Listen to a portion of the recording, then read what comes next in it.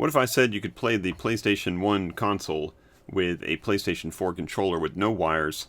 Actually, what if I said you could do it with the PlayStation 5 or an Xbox One, or the list is almost endless. We're going to take a look at that today with the help of 8BitDo's retro receiver.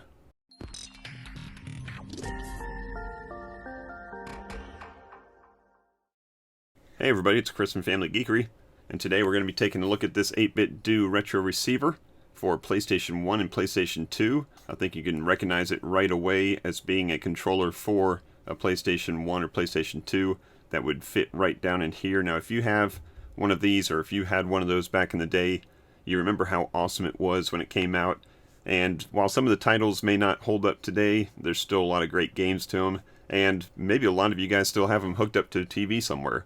So we're going to be taking this thing, throwing a game in it, and using this controller to control it with the help of this guy here. So a little overview of the unit itself. This is brand new from 8BitDo.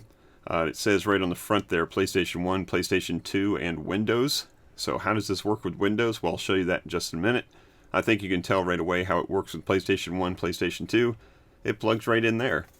On the back, very simple pairing instructions and a list of compatibility. You can see there that it will take just about any of the 8BitDo controllers, the Ultimate Bluetooth controller, the 2.4 gig controller, a lot of their older ones, the SN30 Pros and stuff like that.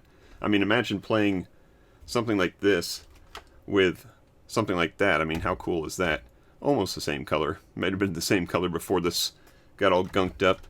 So let's look at the rest of the list here. It talks about the Xbox One wireless controller, Xbox Series wireless controller, Xbox Elite wireless controller Series 2, Xbox Adaptive Controller, DualSense, DualShock 4, and even the Switch Pro. I think it'll work with even like the Wii U Pro controller also. So lots of compatibility. Definitely well worth it if you've got a PlayStation 1 or PlayStation 2 to hook it up to. But even if you just want to hook it up to a tower, you know, a PC, then that would be perfect too, because I'll show you how that works. Now when I ordered this, I didn't even know how much I needed it. And let me explain that. So I just pulled this out of a closet. This isn't my original one. This is one I picked up along the way somewhere, you know, probably at Goodwill or a garage sale or something. And I wasn't even sure if it worked. I just plugged it in. Luckily it does. But we all remember the controllers that came with it. You might even remember the very popular DualShock 2, which came with the PlayStation 2. And then the DualShock, the original DualShock that came with the PlayStation, was just like this, but it was a lighter gray. And then you may even remember before this, before it even had analog sticks, the original PlayStation controller. And that's the one that I got years and years and years ago when I got my first PlayStation, was the PlayStation controller.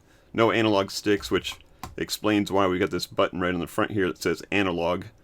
And like I said, I didn't even know how much I needed this. I definitely wanted to try it out because I love 8BitDo stuff, and I love retro stuff, and I love that they're helping us keep this stuff alive.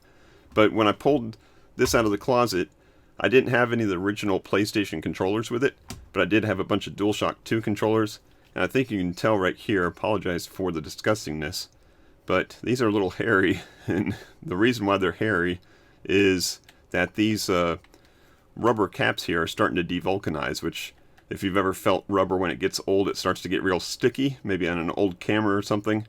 And these are starting to get sticky and disgusting. Now you can clean this up with some rubbing alcohol, but that's just really a temporary fix. It'll eventually get like this again. Maybe not that quite that hairy, but just about all of the DualShock 2 controllers that I pulled out of the bag that this was in were just like that. So they're kind of disgusting. So even if I wanted to play this thing today, I'd be kind of grossed out by what I was playing it with. So that leads me to this guy here. So let's go ahead and open this up and plug it in and test it out. So inside the package, not even an instruction sheet because it's got the pairing instructions on the back there, but inside the package is the actual retro receiver itself, which, like I said, you can definitely tell this is PlayStation related. And then also a tiny little USB to C to USB A cable. So what is this for? Well, first of all, this thing is firmware upgradable. So it is Bluetooth and Bluetooth LE compatible. So if they ever have to add any more compatibility to it, they can do it with firmware. But also you can use this with a PC, plug this into your PC, and now it just becomes basically a Bluetooth receiver for you. So I know most laptops have Bluetooth built in, and some desktops, especially if they have a Wi-Fi card built in, will have Bluetooth, but some towers don't. There's some computers, if you custom built your own and you didn't have a Bluetooth or a Wi-Fi card put in there, then it may not have Bluetooth, so this would serve for that also. So we're going to forget about this cable for a second, and we're going to plug this in to controller port 1. And I've got this hooked up to my video capture, just using one of these cheap little AV to HDMI adapters. So this is coming right out of the back, and then I've got an HDMI cable going to my computer capture. So I'm going to go ahead and boot this thing up, and I'll meet you over on my computer. Alright, so before I power this thing on, I'm going to show you real quick how to pair it. Now basically it depends on what type of controller you have, how you're going to pair it. But on the unit itself here, we're just going to push this red button, which is going to make the LED here in front start blinking really fast. And that means that this is in pairing mode. And then you just put your controller in pairing mode. And if you don't know how to do that, just Google it. For this PlayStation 4 controller, I'm going to hit the PS button and the share button at the same time. This thing's going to start blinking faster once I do it, and then it's going to go ahead and rumble once it's gone ahead and paired. So let's go ahead and boot this up first, because we need to send power to here. So let me power that up. And now you can see the light start blinking slow on here. So we're going to go ahead and hit this button. The light is now blinking faster. And now if I go ahead and hold my PlayStation and share button, we should start this thing blink, blink, blink, blink, blink, blink. And it just rumbled. This went solid. That light went solid. And now it is paired. So let's go ahead and see how the PlayStation did booting up. Alright, so we got the Sony screen here. And the PlayStation logo. It's good to see that this thing still fires up.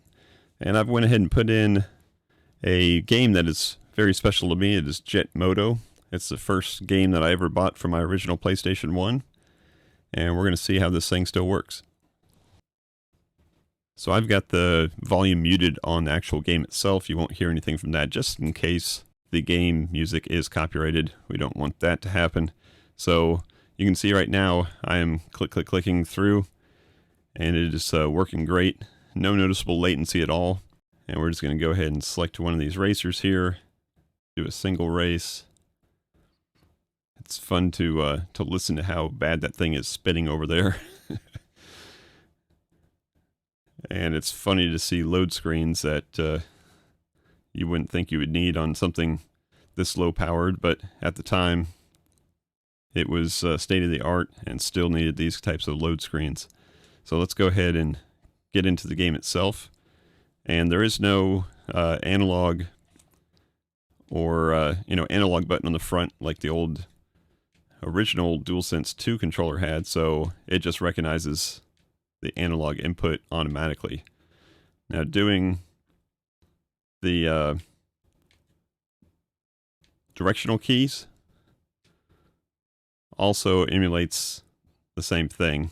Now don't expect me to do very good at this at all. This is the first time I've played this game in probably close to 20 years. But this is a game, like I said, this is a game that I played like endlessly, because back then you bought a brand new console, you may have been able to afford a game at the time, and you just played that game forever and forever and forever until you could save up money to buy a second game. We're kind of spoiled today with a near endless library of games to choose from. Oh. Hit the palm tree. So, again, I haven't played this for a long time, but just feeling the controls, like this feels like perfect.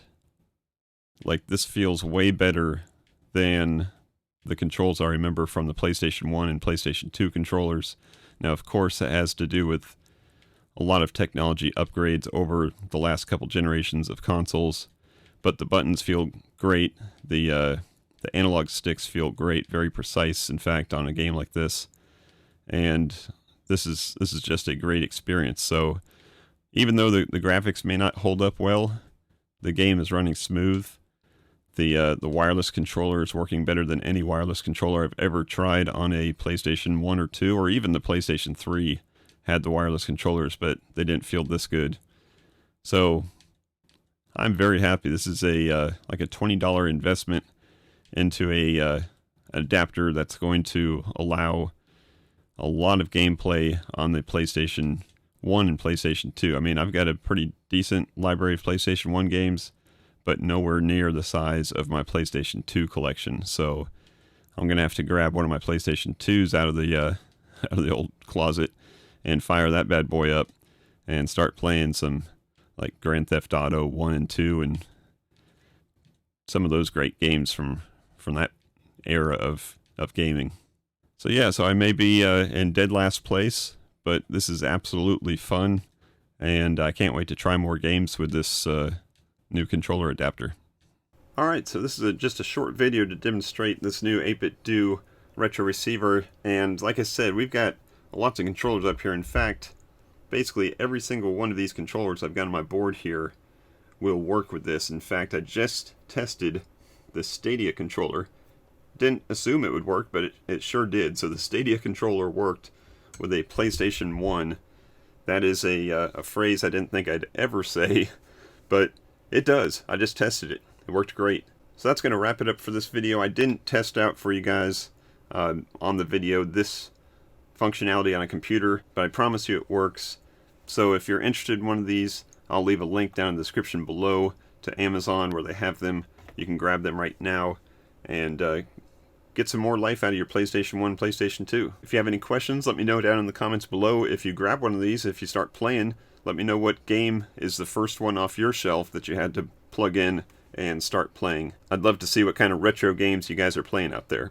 So if you enjoyed this video, if you liked it, then go ahead and like it. If you want to see more, then go ahead and hit that subscribe button too. I'm always testing out different controllers. I'm always doing all kinds of weird geeky stuff. So go ahead and check out some of the other videos, and if you like what you see, go ahead and subscribe. But thanks as always for watching, and until next time, peace out and geek out.